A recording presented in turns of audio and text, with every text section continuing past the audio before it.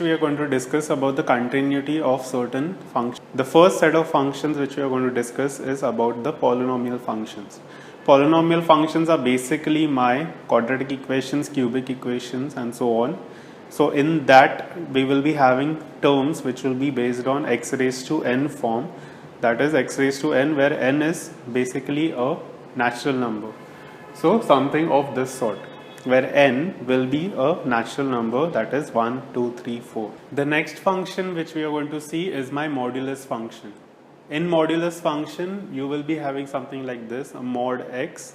It is defined as x for the values x greater than 0, that is all the positive value, it will be defined as x. For the negative values, it is defined as minus x.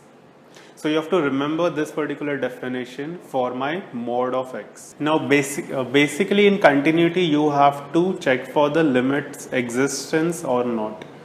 So to check that, we have certain tools. One of the main important tool which we can use is my L'Hopital rule. Now what does this L'Hopital rule states? Now if I am having a limit x tends to a of division of two functions, and if my two functions at the point A are equated to 0, like if I am having it as a 0 by 0 form, then in that case I can apply the L'Hopital rule and we can see that it becomes the derivative of f of x upon derivative of g of x. Now after this, if I am having f dash of x which is defined, which exists, and my g dash of x is not equal to 0, then in that case this value becomes basically f dash of a upon g dash of a. But if then also I am again getting a 0 by 0 form, then again I can apply my L'Hopital rule and I can have it as a double derivative form, that is my limit x tends to a will be f double dash of x upon g double dash of x. So you can go on continuing unless and until you are having a 0 by 0 form. So L'Hopital rule is applicable for a 0 by 0 form also, and also a infinity by infinity form. These are certain results in my limits, that is my limit of x tends to 0 for 1 plus x raised to 1 by x will have the value e. For this, that is my 1 minus cos kx by x square will have the value k square by 2. So you can remember this as a general format. If I am having limit x tends to 0 sin x by x, it has the value 1. But if I am having, instead of sin x, I am having ax, I can simply write it as a. Because in CET you don't have to show the steps, so you have to just answer to the question, so the steps are not important. You can just remember it simply that sin ax upon x will be equal to a. The last one, that is limit x tends to 0, a raised to x minus 1 upon x will be equal to log a. The first problem is where it is defined at x equals 3, my f of x is given by this particular formula for the definition for x not equal to 3, and it is defined as 15 for x equals 3. So whenever you are having some problem like this, you can see if I substitute 3 in this particular case, I am going to get a 0 by 0. So if you are getting a 0 by 0 form, you can definitely go for your L'Hopital rule. So L'Hopital rule means you have to basically differentiate the numerator and the denominator separately. So numerator differentiation will be 5x raised to 4 divided by denominator will be 3x square limit x tends to 3. So once that is happening, what we can see is if I substitute now my 3 wherever x is there, I can simply get the answer from it. So this will be basically a 3 raised to 4 divided by 3 into 3 square. So this gets cut with this and I am getting the answer as 15. So for my limit as x tends to 3 for this particular set of function, I am getting the value as 15, and at x equals 3 it is also defined as 15. So basically your answer should be that the function is continuous at x equals 3. In the next question, they have given me function which is defined for minus 1 and 0, and the other function which is defined for 0 to 1. it is given that it is continuous between -1 and 1. So this bracket basically means the closed interval bracket. That means the values can be taken in that particular function. That is, I can substitute -1 and 1 in that function. Then I have to find what is the value of p. Since it is given that f of x is continuous in -1 and 1, so it will be obviously continuous at the point of 0. So because at the point 0 there are going to be definition of two different functions. So what we can do is we can basically find what is going to be the limit as x tends to 0 in this function and limit as x tends to 0 in this function, and you have to equate them. So let us try to solve this. If you want to find limit as x tends to 0 for this particular function, then you can see that it becomes a 0 by 0 form. Since it is a 0 by 0 form, what you can do is you can apply your L'Hopital rule. So you basically will be taking derivative of this function. So since you are taking derivative of that function, what you will have is 1 upon 2 root 1 plus px into p minus 1 upon 2 root 1 minus px into minus p. So that's why this becomes a plus divided by 1, which is derivative of x. So what you are getting the value as, it will be p upon root of 1 minus px as limit x tends to 0. So now you can substitute your 0 because you are not having division by 0. So that is why the value for this will be p. Now we check for what is this function at 0.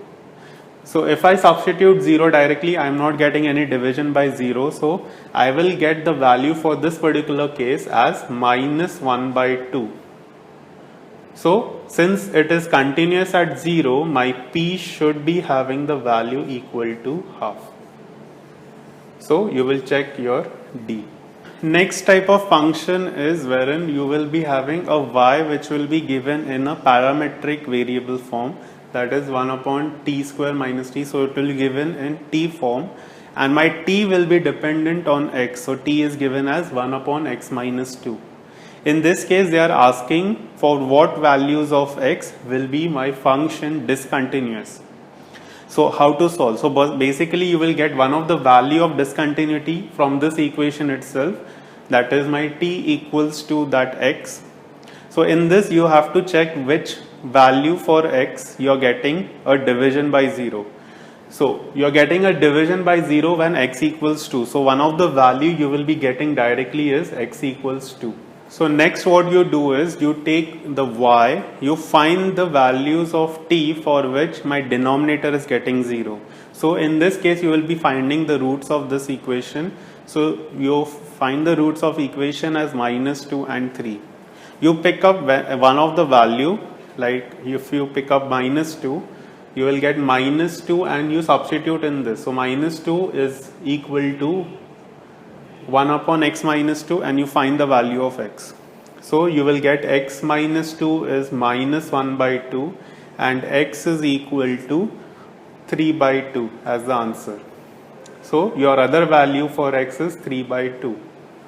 Next what you do is you will take the next one. So that is 3 equals 1 by x minus 2. So your x minus 2 will be 1 by 3. So your x is going to be 2 plus 1 by 3, that will give you a 7 by 3 as the answer. So your right option is B.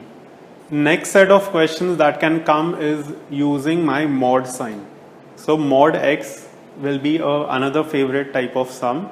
You are having the function which is defined as x minus mod x upon x for x not equal to 0, and it is equal to 2 for x equals 0.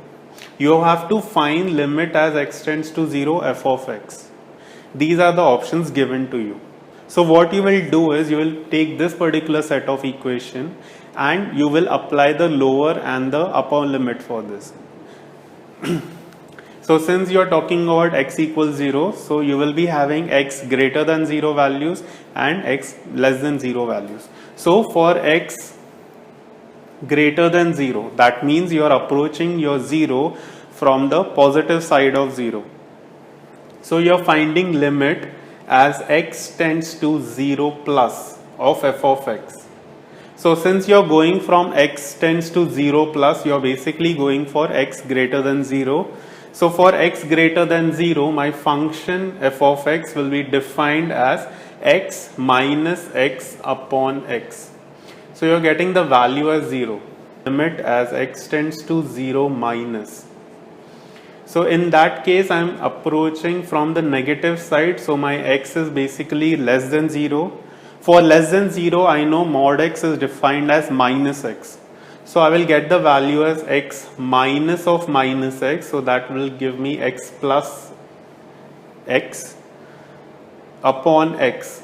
That will give me the value as 2. So what you can see is my left hand side and the right hand side are not equal. So that means the value at the limit as x tends to 0 f of x does not exist. So these are some of the problems which will come in CET from the chapter continuity. If you have any doubts regarding this video, or if you have any, while solving you are getting any doubts, you can just write in the comment below. So please give it a thumbs up, that is like, share, and please subscribe to our page to get more such videos. For the month of April, we will be trying to upload for mathematics CET for different chapters. So please subscribe to our page so that you can get those uploads whenever it is done. Please share with your friends who are giving CET along with you so that you can help them also to score. You can personally contact me on my email address, which is given in the description page and then also on the about page. So please keep learning, practice more. The more you practice, the more you will gain in this examination. And all the best. Keep watching, keep learning. Happy learning.